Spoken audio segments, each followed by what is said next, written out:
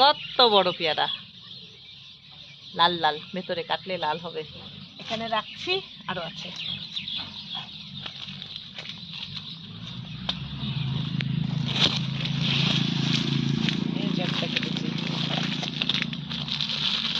প্লাস্টিকে প্যাক করা থাকে না, একদম ফ্রেশ। কার লাগবে চলে এসো। এই নাও। আর আছে? আর তো আছে তো অনেক, খেতে পারবো কি?